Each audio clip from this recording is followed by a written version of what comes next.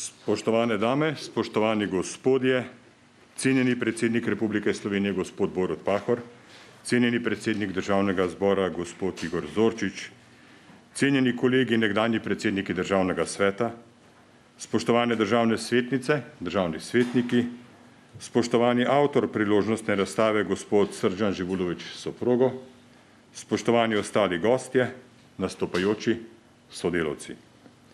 Pričenjamo slavnostno sejo Državnega sveta Republike Slovenije. Danes Slovenija praznuje svoj 30. rojstni dan. Sloveniji v čast ter njenim državljankam in državljanom smo v drugem domu slovenskega parlamenta pripravili s petjem in glasbo obarvano slovesnost. V nadaljevanju bomo prisluhnili slovenskemu oktetu in vsestranskemu glasbenemu ustvarjalcu Aleksu Volasku, kako zveni kvintet policijskega orkestra, pa ste že slišali. Slovenski oktet ima daljšo tradicijo, kot ima let naša domovina. Se je prvič zapel že leta 1951 v Slovenski filharmoniji in vse od tedaj velja za najbolj reprezentativen slovenski moški vokalni komorni ansambel. Osnovno poslanstvo okteta je ohranjanje in plemenitenje slovenske vokalne glasbe. Pa mu prisluhnilo skladbo posvečeno domovini. Imel sem ljubi dve.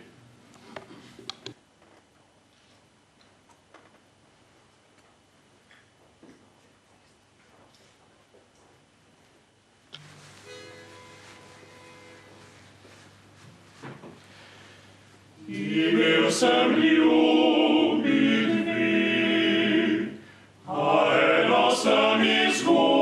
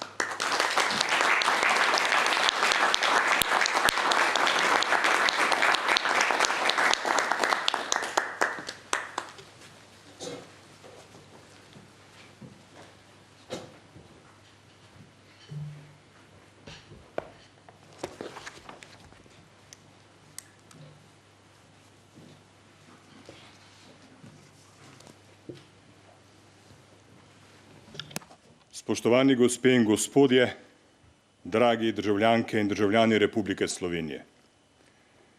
Počaščen sem, da vas lahko nagovorim kot 6. predsednik Državnega sveta v zgodovini samostojne Republike Slovenije, ki prav danes praznuje svoj 30. rojstni dan. Sam osebno sodim med tiste srečne generacije državljank in državljanov, ki imamo izredno in edinstveno srečo, da smo doživeli rojstvo svoje lastne države. Države, ki smo jo srčno sooblikovali ter pozorno spremljali na poti odraščanja vseh teh 3 desetletjih. A čeprav Slovenija praznuje vse leto, je bilo junijsko dogajanje 1991 prelomno v več smereh in pogledih. Na današnji dan, pred 30 leti, je slovenska skupščina sprejela zadnji paket tako imenovanih osamosvojitvenih zakonov, deklaracijo o neodvisnosti in temeljne ustavne listine o samostojnosti in neodvisnosti Republike Slovenije, ter s tem postavila pravne temelje za našo samostojnost in neodvisnost. Poti nazaj ni bilo več. To so spoznali tudi jugoslovanski agresorji, ki smo jih porazili v 10 krvavih dneh vojne ter 25. oktobra 1991 poslali, od koder so prišli. Takrat smo bili enotni. Kot narod smo za hip pozabili stare razprtije, slavili smo dan zmage, kot slavijo veliki narodi, drug drugemu smo bili sprva bratje v orožju in nato bratje v prenovi. Zacvetela je politična pomlad in z njo novo upanje na boljši svet, na novo, moderno in odprto družbo. Svet se je spreminjal in mi smo se spreminjali z njim. Totalitarni sistem se je zrušil vase kot stari zidovi zapuščene hiše. Demokracija je zasijala, željna novih idej in polna velikih ambicij. In svet ter mednarodna javnost sta nas podpirala, seveda tudi po zaslugi naših rojakov v zamejstvu in po svetu. Biti na svoji zemlji, sam svoj gospodar, niso bile več tisočletne sanje, temveč nova realnost ter z njo nova in velika odgovornost. Za njo so prišle preizkušnje, ki smo jih uspešno premagovali, sicer vse manj enotni, pa vendar nič manj ambiciozni. In kje smo danes? 3 desetletja so prinesla nove spremembe, rodile so se nove generacije, na svet pa so padle temne sile, s terorjem so čez noč zatresle domove širom sveta in predrugačile vizijo varne prihodnosti. Nazadnje je prišla še pandemija novega koronavirusa in razsula dragoceno skledo demokracije v kup ostrih črepinj. Da, svet se znova spreminja in mi se spreminjamo z njim. Bo Slovenija sposobna po 30 letih narediti nov razvojni obrat, nov politični preskok in neko novo subtilno družbeno transcendenco, ki jo narekuje ta trenutek? Številne odprte dileme terjajo politični premislek par excellence. Pa smo ga zmožni? Imamo dovolj poguma, modrosti in preudarnosti, da z ostrino noža in mehkobo peresa postavimo stvari znova nazaj na svoje mesto? V tem hipu ni zmagovalca, so le poraženi rivali, ki se glasno in neskončno kregajo za svoj kos pogače, ni jim mar za Slovenijo, za njen ugled v svetu, za njen sijaj v očeh njenih ljudi. Naj bo 30. jubilej naše države nova priložnost, da si povrnemo zabarantano zaupanje v prihodnost s pravo razdeljene preteklosti. Človeško priznano in pokončno začnimo odpravljati napake, ki smo jih povsem življenjsko storili na tej zrelostni poti samostojnosti. Ko so me vprašali, zakaj je lepo živeti v Sloveniji, nisem dolgo pomišljal.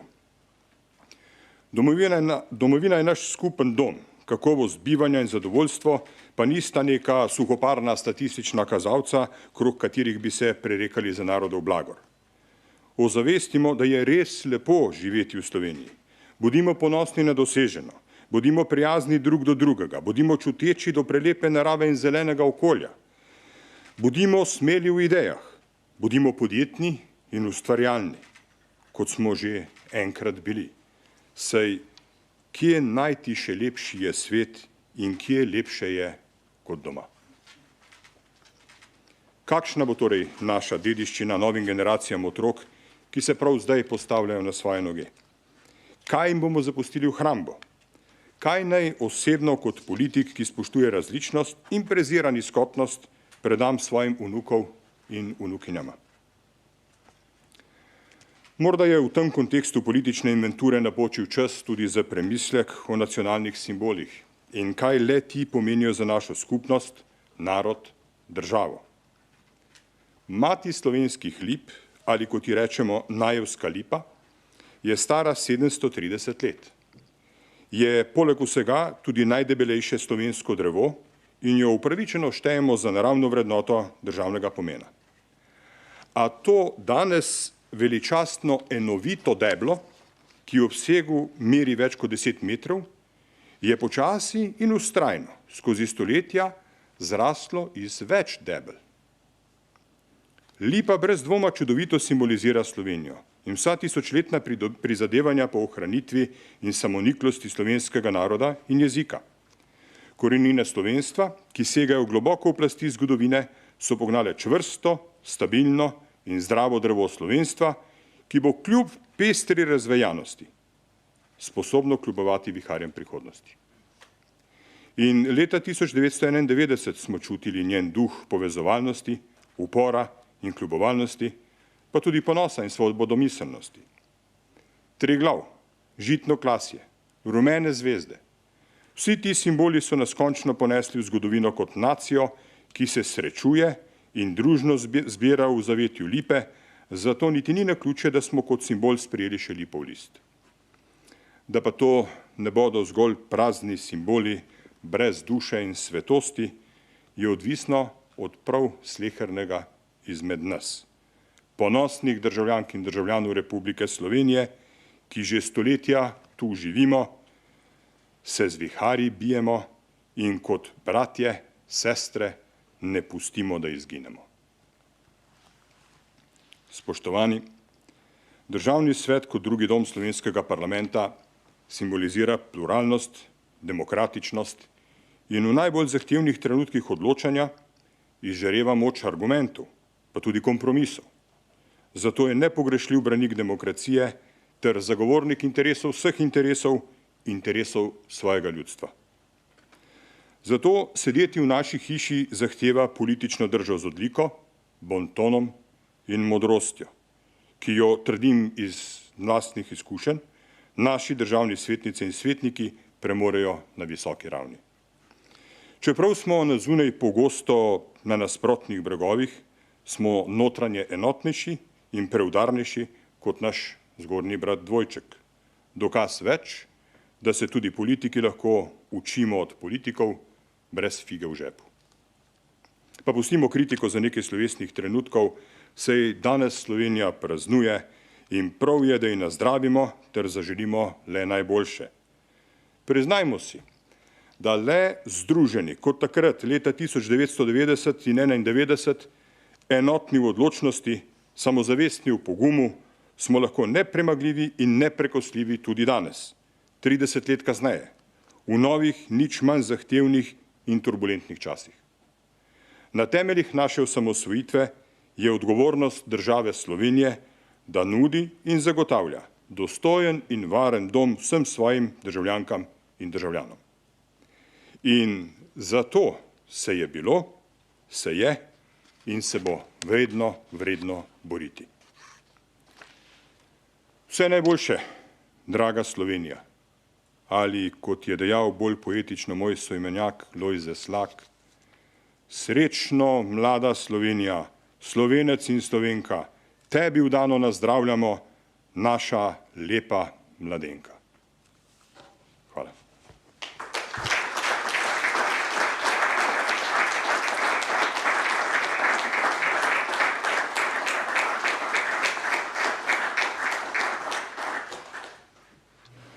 Z rojstvom nove države je svoj preporod doživel tudi policijski orkester, ki je tudi uradni protokolarni orkester Republike Slovenije. Ta naziv si upravičeno zasluži s tako visoko profesionalno zasedbo vrhunskih glasbenikov, med katerimi so nekateri danes tudi z nami.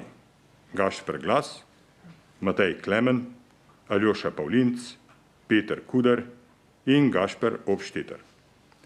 V predvirju dvorane ob odprtju fotografske razstave večkrat nagrajenega fotoreporterja Srđana Živulovića pa smo že imeli priložnost prisluhniti našemu naslednjemu glasbenemu gostu, Aleksu Volasku, skladbo Tomaža Domicelja slovenskega naroda Sinj. Kvintet policijskega orkestra Planinska.